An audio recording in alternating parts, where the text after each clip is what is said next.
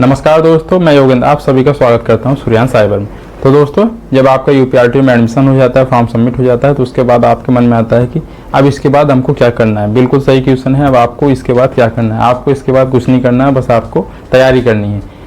और जो आपका मेन काम है, आपका है असाइनमेंट बनाना पड़ता है, जिसका आपका नंबर रहता है 30 मार्क्स का होता है। टोटल आपके जो पेपर होते हैं, एक सब्जेक्ट वो 100 मार्क्स के होते हैं, जिसमें से आपका असाइनमेंट का मार्क्स 30 मार्क्स का होता है और रिमेनिंग जो मार्क्स होता है आपका रिटन एग्जाम होता है, जो कि 70 नंबर का होता है। तो यहाँ पे असाइनमेंट की पूरी प्रक्रिया के बारे में आपको बताने वाला हूँ कि असाइनमेंट आपको कब बनाना है, कैसे बनाना है, कॉपियाँ कहाँ से मिलेंगी, इन सब चीज़ों के बारे में आपको पूरा बताया जाएगा।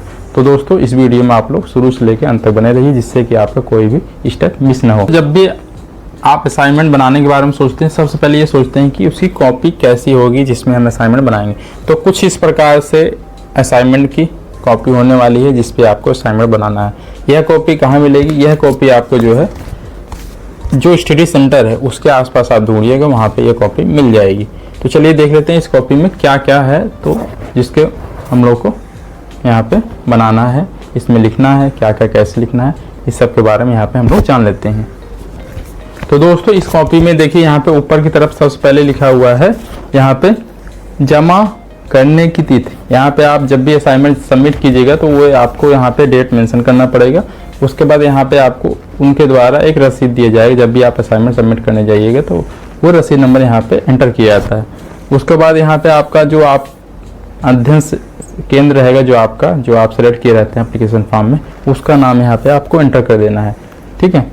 उसके बाद यहाँ पे कार्यक्रम कोड, जिस कोर्स में आप एडमिशन ले लिए हैं, जैसे आपका BA BSc BCom, जिस कोर्स में भी आप एनीबॉडी तो जिसमें भी लिए हैं, उसका यहाँ पे आपको कोड एंटर करना है। ये कोड आपको आपके फॉर्म में मिल जाएगा। जब आप अपना फॉर्म का प्रिंट आउट निकालते हैं तो उसमें आपके कोर्स कोड मेंशन रहता है, तो उसको आप यहाँ पे एंटर कर दीजिएगा। उसके बाद यहाँ पे जब आप कोई कोर्स सेलेक्ट करते हैं तो उसमें कई सारे प्रश्न पत्र होते हैं। जैसे फर्स्ट ईयर में अलग प्रश्न पत्र होंगे आपके, सेकेंड ईयर में अलग होंगे, थर्ड ईयर में अलग होते हैं। ठीक है।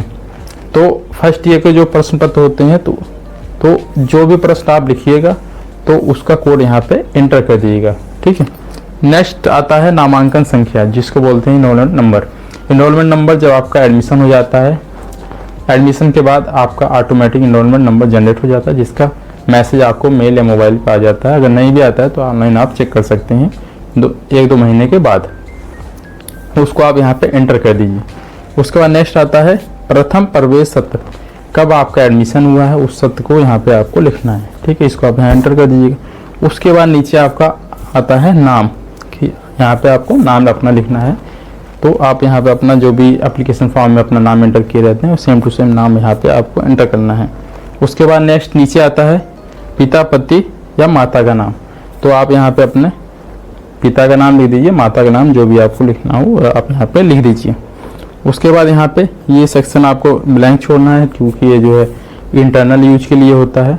जहाँ पे आप असाइनमेंट सबमिट कीजिएगा, वहाँ के टीचर के द्वारा इसको जब चेक किया जाता है, मार्क्स उन्हीं के द्वारा दिया जाता है, तो वहाँ पे मार्क्स आपका एंटर किया जाता है, कितना आपको मार्क्स इस असाइनमेंट में दिया गया है, किस क्वेश्चन में कितने आपको अंक आपको यहाँ पे दिए गए हैं। तो ये आपके यूज के लिए नहीं है। उसके बाद यहाँ पे आप देखिए कुछ नियम यहाँ पे लिखे गए हैं, जिसको आपको फॉलो करना जरूरी है। ठीक है।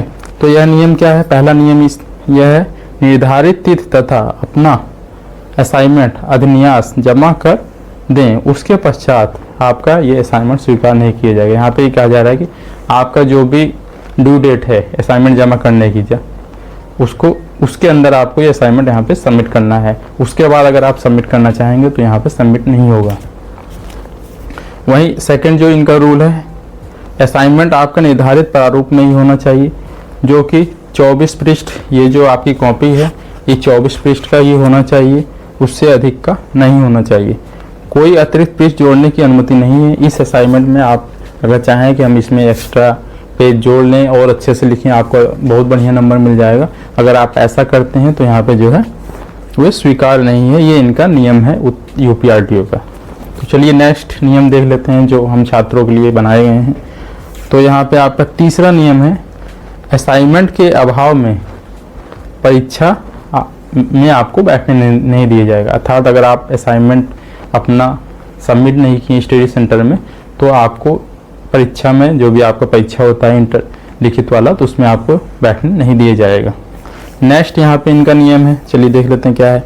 सभी प्रश्नों के उत्तर अपनी स्वयं की भाषा शैली में आपको लिखना है। आपको ऐसा नहीं करना है कि आप कहीं से इसको कॉपी करके लिख दें, जो आपको बुक्स मिला है, स्टडी मटेरियल मिला है, वहाँ से कॉपी करके आपको नहीं लिखना है। आपको जो भी प्रश्न मिलते हैं आपके कोर्स के, उसको आप अपनी भाषा शैली में ही लिखिएगा, आप कॉपी पेस्ट मत कीजिएगा। तो यहाँ पे ये लिखा गया है। तो इस प्रकार से आपको कुछ असाइनमेंट कॉपियाँ मिलती हैं जो कि आपके स्टडी सेंटर के आसपास यहाँ पे आसानी से अवेलेबल हो जाती हैं।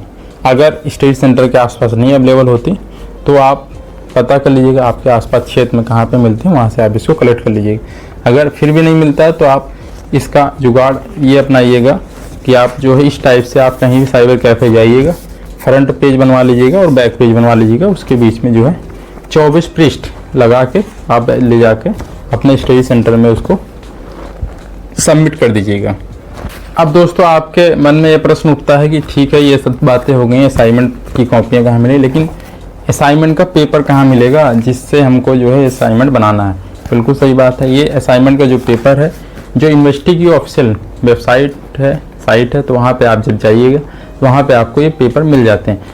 नहीं तो आप हमारे चैनल पर बने रहिए, रेगुलर अपडेट आप लोग देखते रहिए, वहाँ पे आपको ये बता दिया जाएगा असाइनमेंट आपको कब बनाना है, कब कौन सा पेपर आ गया है कि नहीं आया है। तो आपको सब अपडेट आपको मिलता रहेगा जब भी यूनिवर्सिटी के द्वारा यहाँ पे असाइनमेंट पेपर अपलोड कर दिया जाता है। यह पेपर आपको यूनिवर्सिटी की साइट पे ईयर वाइज मिल जाएगा। जब जितने भी जो है इनके सेशन चलते हैं यहाँ पे सेशन वाइज इनके पेपर वहाँ पे अपलोड कर दिए जाते हैं।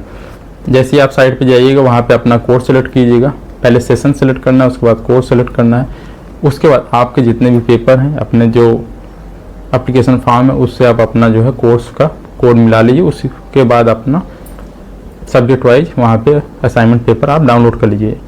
तो जब आपका असाइनमेंट पेपर डाउनलोड हो जाए उसके बाद यहाँ पे एक क्वेश्चन पेपर आपको लगाना है, उसके बाद इसमें आपको एंट्री करनी है। उसके बाद यहाँ पे आप अपना असाइनमेंट पेपर बनाइए।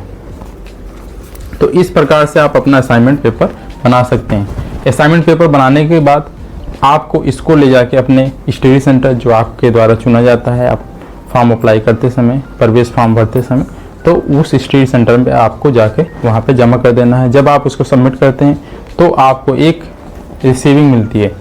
रिसीविंग जैसे वहाँ पे अभी मैं आपको बताया था रसीद संख्या, तो उस पर एक रसीद संख्या लिखा रहता है, तो वो आपको मिल जाता है प्रूफ के तौर पर कि आपके द्वारा जो है हमारे पास असाइनमेंट सबमिट किया गया है। तब दोस्तों जब आपका असाइनमेंट बन जाता है उसको ले जाके आप अपने स्टडी सेंटर पे जमा कर दीजिए। जब आप ये जमा कर देते हैं तो आपका यहाँ पे प्रोसेस कंप्लीट हो जाता है। आपके स्टडी सेंटर का सिर्फ इतना ही काम होता है कि आपका असाइनमेंट जो है उसको आप वो सबमिट करें और उसको मूल्यांकित करें।